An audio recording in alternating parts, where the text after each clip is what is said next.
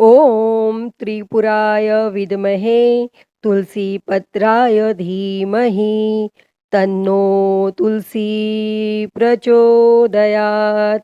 हे मेरे प्रिय भक्तों, तुलसी माता के इस गायत्री मंत्र का जाप करने से मन शांत होता है तथा मन में सेवा भाव का संचार होता है और इस मंत्र का ध्यान करने से गृह कलेश आदि बाधाओं से मुक्ति मिलती है। प्रिय भक्तजनों, आइए सुनते हैं देवशयनी एकादशी द्वादशी पारण के दिन तुलसी माता की कथा। जो कोई भी भक्त सच्ची श्रद्धा के साथ एकादशी का व्रत करते हैं और भगवान विष्णु का पूजन करते हैं, माता लक्ष्मी का पूजन करते हैं, माता तुलसी का पूजन करते हैं, शालिग्राम भगवान का पूजन करते हैं तो उनके सभी प्रकार के पापों का नाश होता है। भगवान विष्णु को जो कि तुलसी अति प्रिय है और इसीलिए जो भी भक्त प्रत्येक दिन तुलसी माता का पूजन करते हैं, तुलसी स्तोत्र आदि का पाठ करते हैं और तुलसी वृक्ष के नीचे दीपक जलाते हैं तो इससे माता तुलसी अपनी कृपा प्रदान करती है और भगवान विष्णु की भी कृपा प्राप्त होती है।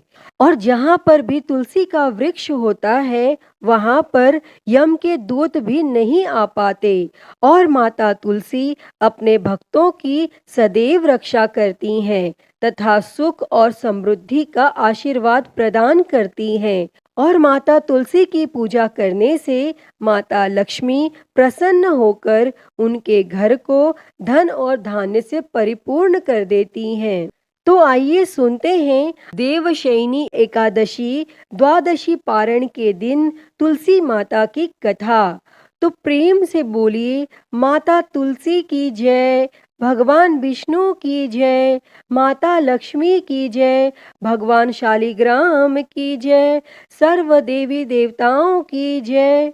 प्रिय भक्तों, माता तुलसी से जुड़ी हुई एक कथा बहुत ही प्रचलित है। श्रीमद् देवी भागवत पुराण में इनके अवतरण की दिव्य लीला कथा भी बताई गई है।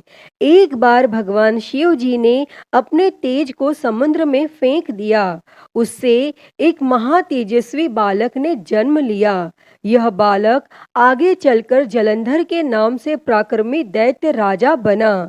इसकी राजधानी का नाम जालंधर नगरी था। दैत्यराज कालनेमी की कन्या वृंदा का विवाह जालंधर से हुआ। जालंधर महाराक्षस था। अपनी सत्ता के मद में चूर उसने माता लक्ष्मी को पाने की कामना से युद्ध किया, परंतु समुद्र से ही उत्पन्न होने के कारण माता लक्ष्मी ने उसे अपने भाई के रूप में स्वीकार किया और वहां से पराजित होकर वह देवी पार्वती को पाने की लालसा से कैलाश पर्वत पर गया और वह जालंधर भगवान देवाधिदेव शिव जी का रूप धरकर माता पार्वती के समीप गया, परंतु मां ने अपने योग बल से उसे तुरंत पहचान लिया तथा वहां से अंतर ध्यान हो गईं। तब देवी पार्वती ने क्रुद्ध होकर सारा वृत्तांत भगवान विष्णु को सुनाया और जालंधर की पत्नी वृंदा अत्यंत पतिव्रता स्त्री थी।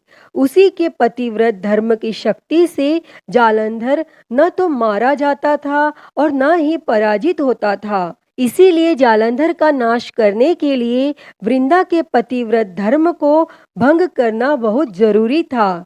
इसी कारण भगवान विष्णु ऋषि का वेश धारण कर वन में जा पहुँचे और जहाँ वृंदा अकेली भ्रमण कर रही थी और भगवान के साथ दो मायावी राक्षस भी थे, जिन्हें देखकर वृंदा भयभीत हो गई और भगवान विष्णु जो कि ऋषि के वेश में थे, उन्होंने वृंदा के सामने पल में दोनों को भस्म कर दिया और उनकी शक्ति देखकर वृंदा ने कैलाश पर्वत पर महादेव के साथ युद्ध कर रहे अपने पति जालंधर के बारे में पूछा। तब ऋषि ने अपने माया जाल से दो वानर प्रकट किए। एक वानर के हाथ में जालंधर का सिर था तथा दूसरे हाथ में धड़ और अपने पति पति की यह दशा देखकर वृंदा मूर्छित होकर गिर पड़ी और होश में आने पर उन्होंने ऋषि रूपी भगवान से विनती की कि वह उसके पति को जीवित करें। तब भगवान ने अपनी माया से पुनः जालंधर का सिर धड़ से जोड़ दिया, परंतु स्वयं भी वह उसी शरीर में प्रवेश कर गए।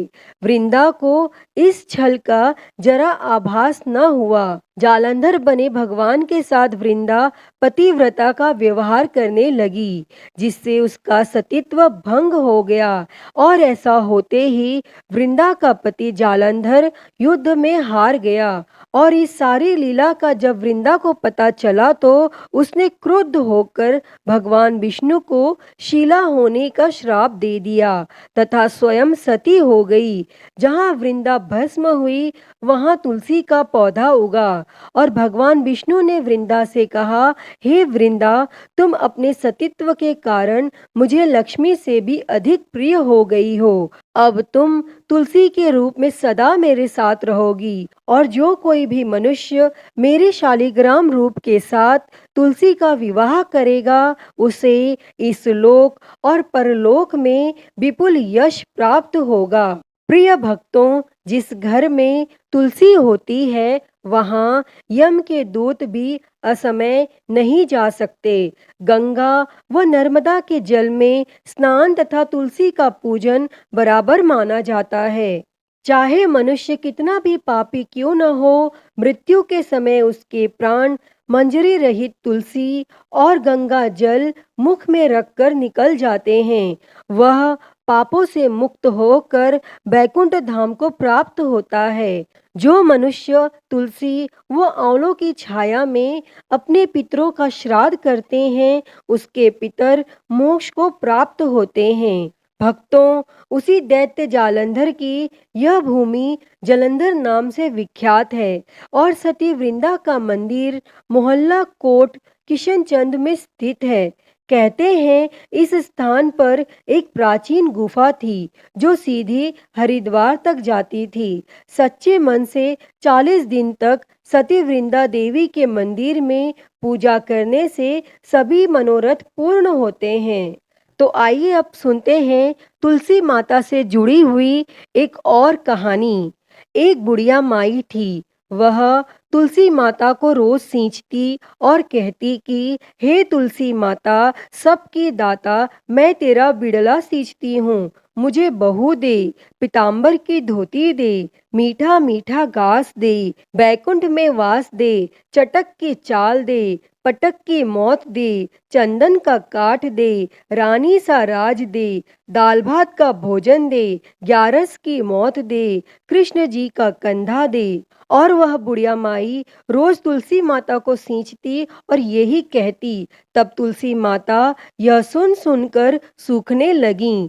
तो एक दिन भगवान श्री कृष्ण ने पूछा कि हे तुलसी, तुम क्यों सूख रही हो? तब तुलसी माता ने कहा कि एक बुढ़िया रोज आती है और यही बात कह जाती है, मैं सब बात तो पूरा कर दूंगी, लेकिन कृष्ण का कंधा कहाँ से लाऊंगी? तब भगवान श्री कृष्ण बोले, जब वो मरेगी तो मैं अपने आप कंधा दे दूंगा, तू बुढ़िया माई से कह देना। और फिर जब बुढ़िया माई मर गई सब लोग आ गए और जब माई को ले जाने लगे तो वह किसी से न उठी। तब भगवान एक 12 बरस के बालक का रूप धारण करके आए। तब उस बालक ने कहा, मैं माई के कान में एक बात कहूंगा तो बुढ़िया माई उठ जाएगी। और बालक ने कान में कहा, बुढ़िया माई मन की निकाल ले, पीताम्बर की धोती ले, मीठा मीठा घास ले, बैकुंठ का वास ले, चटक की चाल ले, पटक की मौत ले, कृष्ण जी का कंधा ले। तब यह सुनकर बुढ़िया माई हल्की हो गई। तब भगवान श्री कृष्ण ने कंधा दिया और बुढ़िया माई को मुक्ति मिल गई। हे तुलसी माता, जैसे आपने उस बुढ़िया माई को मुक्ति दी वैसी ही मुक्ति इस कथा को कहते, सुनते और हुंकारा भरते को देना। तो बोलिए तुलसी माता की जय, वृंदावन बिहारी लाल की जय। तो भक्तों, मैं उम्मीद करती हूँ कि आपको आज की यह कथा पसंद आई होगी और अगर वीडियो अच्छी लगी हो तो इसे लाइक करें, ज़्यादा से ज़्यादा शेयर करें और कमेंट में तुलसी माता की जय लिखना ना भूलें और महाकाल भक्ति ज्ञान चैनल को सब्सक्राइब कर नोटिफिकेशन बेल को ज़रूर ऑन कर लें। हर हर महादेव। धन्यवाद।